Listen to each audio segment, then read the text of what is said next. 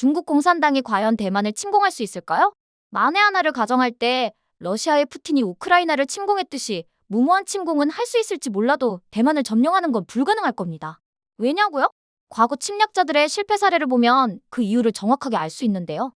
2차 세계대전 때 유럽을 초토화시켰던 독일의 막강한 군사력도 바다 건너 영국을 점령하지 못했습니다. 심지어 영국과 프랑스 사이에 있는 도버 해협은 불과 40km도 안 됩니다. 그런데 중국 대륙과 대만 사이 타이완 해협은 가장 가까운 거리가 약 130km나 됩니다. 게다가 대만이란 섬은 상륙작전을 할 수 있는 지역이 극히 제한적입니다. 좀 더 먼 과거를 볼까요? 가장 많은 영토를 점령했던 징기스칸이 일본을 포기했습니다. 왜냐고요? 일본을 점령하려면 바다를 건너야 했거든요. 몇 번 시도하다가 포기해버렸습니다. 그리고 고려의 몽고항쟁을 어디서 했습니까? 맞습니다. 강화도입니다. 지금 강화도하고 육지가 다리로 연결됐잖아요. 따져보면 강화도와 육지가 그리 멀지 않거든요. 그런데 중국 공산당의 군대가 타이완 해협을 건너 대만을 점령한다고요? 바다에 배를 띄우는 순간 모든 전함은 대만 미사일의 표적이 될 겁니다. 뭐라고요?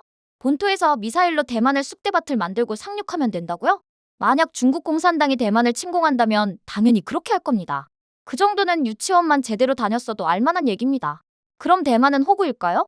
이미 주요 군사시설은 미사일을 방어할 수 있는 시스템으로 보호되고 있을 겁니다. 그러니 부정확한 중국 공산당의 미사일들은 러시아가 우크라이나를 침공하면서 보여주고 있듯이 민간인한테만 피해를 줄 가능성이 높다고 전봅니다. 그건 오히려 국제사회에서 중국 공산당을 제재하는 명분이 될 뿐이지 대만을 점령하는 전략적인 승부수는 아닙니다. 러시아가 우크라이나를 침공하면서 많은 전쟁 범죄를 저질렀습니다. 그로 인해 유럽과 자유진영이 우크라이나를 지원할 확실한 명분을 제공한 거 아닌가요? 게다가 대만은 그동안 미국의 중국 공산당 사랑놀이에 빠져 IT와 제조업 강국인 대만의 무기체계는 형편없었습니다. 전 세계가 중국 공산당을 자극하지 않으려고 대만에 도움의 손길을 주지 않았기 때문입니다. 그런데 트럼프 대통령은 어떻습니까? 지금 중국 공산당을 상대로 어쩌면 3차 대전을 치르고 있는 듯한 모습입니다. 중국 공산당이 침을 발랐던 대부분의 국가는 현재 극심한 몸살을 앓고 있습니다. 네팔처럼 단기간에 아작이 나는가 하면 베네수엘라 마두로처럼 트럼프 대통령한테 뭣도 모르고 계기가 다 과거 오사마 빈라덴처럼 측근의 밀고에 의해 무지개 다리를 건널지도 모를 천문학적인 현상금이 모가지에 걸려 있습니다. 게다가 중국 공산당이 이스라엘을 건드렸습니다. 이스라엘이 어떤 나라인가요? 한다면 하는 무서운 나라입니다. 아무튼 이런 중국 공산당에 불리한 모든 상황을 무시하고 대만을 침공하는 순간 어쩌면 중국 대륙에서 공산당 정권은 영원히 사라질지도 모릅니다. 과연 중국 군부가 이런 상황을 모를까요? 전 알고 있다고 봅니다. 아무리 들리는 소문에 의하면 러시아 푸틴이 시진핑의 대만 침공을 꼬드긴다고 해도 군부가 안 움직일 겁니다.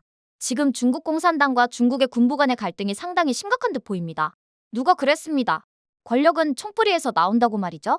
지금 중국 공산당 상황을 보면 그 총뿌리가 시진핑 편은 아닌 듯합니다.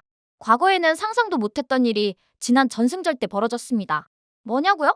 별세계가 퍼레이드를 지휘한 거 말입니다. 그리고 시진핑과 대척점에 있다고 알려지고 있는 장유샤가 직급에 맞지 않게 맨 앞줄에서 퍼레이드를 지켜봤습니다. 이런 상황인데도 과연 중국 공산당이 대만을 침공할 수 있을까요? 전 아니라고 봅니다. 그리고 말이 나와서 지금 중국 공산당의 권력투쟁에 대한 제 개인적인 생각을 말씀드릴게요. 지금 중국은 공산당 일당 독재 체제이지만 내부를 들여다보면 생각이 다르고 출신 성분이 다른 부류들이 모여서 태자당이니 공청당이니 하는 계파를 만들어 서로를 견제하면서 중국 공산당을 하나의 집단 지도 체제로 운영하고 있는데요. 그 이유가 파벌은 달라도 그들을 하나로 묶을 수 있는 게 바로 중국 대륙의 통치 방식이 공산 독재여야만 한다는 공통분모 때문입니다. 그래서 서로 권력 다툼을 하더라도 공산 독재가 붕괴되지 않는 선에서 마무리하려 한단 말입니다. 죽기 살기로 권력을 잡고 나서 공산 독재가 붕괴되면 승리해도 승리한 게 아니기 때문입니다. 게다가 중국 대륙을 중국 공산당식 개방 정책을 추진하는 과정에서 상당수의 인민들이 경제 발전을 통한 경제적 혜택을 보면서 서방 자유문명의 맛을 본 상태입니다. 그 비근한 예가 중국 젊은이들이 우리나라에 왔다 가면 한국병이 걸린단 말이 있듯이 말입니다. 그렇기 때문에 마치 맹수들이 싸움을 죽기 살기로 하지 않는 이유처럼 권력 다툼도 공산당이란 틀이 깨지지 않는 선에서 진행될 겁니다. 그러니 그런 이들의 사정을 이해 못하면 지금 벌어지고 있는 권력투쟁이 이해가 가지 않을 겁니다. 도대체 시진핑이 이기는 건지 아니면 장유샤를 중심으로 한 반대 세력이 이기는 건지 말입니다. 그런데 어쩌면 시진핑은 이미 실권을 상실했을지도 모릅니다. 전말이죠. 중국 대륙에서 벌어지고 있는 권력 다툼을 보면서 중국 공산당식의 틀을 깨지 않는 아름다운 마무리 단계는 아닐까 하는 생각을 하고 있습니다. 그런데 여기서 이들의 권력 다툼에서 관과한 게 있다면 그건 아마도 트럼프 대통령일 겁니다. 국방부를 전쟁부로 바꾼 트럼프 대통령의 최종 목표는 중국 공산당의 해체이기 때문입니다. 아무튼 조만간 세계는 트럼프 대통령의 정화작용으로 세계가 공산화되는 최악의 상황은 종료될 겁니다. 결국 중국 공산당의 내부 권력 다툼에서 누가 승기를 잡던 트럼프 대통령이 짜놓은 큰 틀에서 보면 그 결과는 마찬가지일 거란 제 생각입니다. 그렇다면 중국 공산당의 종노릇을 하는 대한민국의 반국가 세력들의 운명은 어떨까요? 트럼프 대통령이 말했습니다. 내가 한국에 가면 재미있는 일이 생길 거라고 말이죠. 우리나라에서 미국 트럼프 대통령과 중국 공산당 시진핑 주석의 정상회담이 예약됐잖아요. 그런데 갑자기 신라호텔 예약이 취소됐습니다. 에이펙이 불과 한 달 남았는데 말이죠. 시진핑이 경주 근처에 다른 호텔을 예비로 잡아둔 게 있을까요? 아니면 한국에 모서는 걸까요? 중국 공산당 2025년 제3기 사종전회가 에이펙 바로 전에 있습니다. 여기서 어쩌면 시진핑의 운명이 결정될지도 모릅니다. 아무튼 세상은 반국가 세력들이 원하는 방향과 정반대로 가고 있습니다. 그래서 어쩌면 리짜이밍이 밤에 잠을 설치나 봅니다. 국무회의 때 얼굴을 보니까 화장으로 떡칠을 했습니다. 지난 예능 방송에 나와 자기는 피부가 좋아 점이 없다고 했는데 말입니다.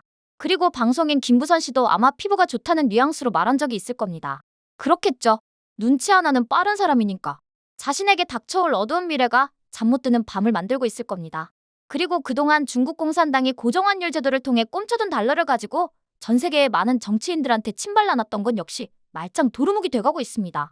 지금 지구가 트럼프 대통령의 리더십을 중심으로 변화의 물결 속에서 급변하고 있는데도 아직도 중국 공산당이 대만을 침공할 수 있으리라 생각하시나요? 어떠세요? 시청자 여러분도 저와 생각이 같으신가요? 그럼 좋아요하고 구독 한번 꼭 부탁드릴게요. 시청해주셔서 고맙습니다. 전 리포터 헬이었습니다.